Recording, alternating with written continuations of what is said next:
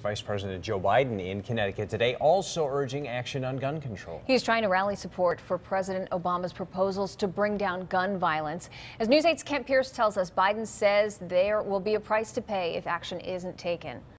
There's a moral price to be paid for inaction. For all the politics of this 5-hour forum on gun violence, it really came down to this. We ask that our representatives look into their hearts and remember the 26 beautiful lives that we lost. Lynn and Chris McDonald lost their daughter Grace in the Sandy Hook Elementary shooting. All these speeches and 2 panel discussions went on at Western Connecticut State University because it's just a few miles from Newtown, and some speakers say Newtown changed the gun debate. The overwhelming majority of American families want their children to be safe. But gun rights advocates say new or old laws would not have stopped the Newtown shooter. There are many laws. Everything that he did is already covered by an existing law. That's my statement, and it's a factual statement.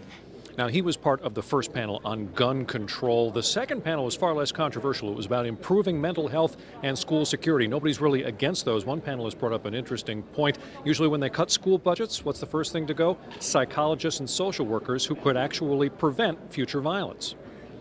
There are going to be a lot of voices in this debate, but I am absolutely determined, the president is absolutely determined, that the loudest voices will be for the voices of the people who lost their voice.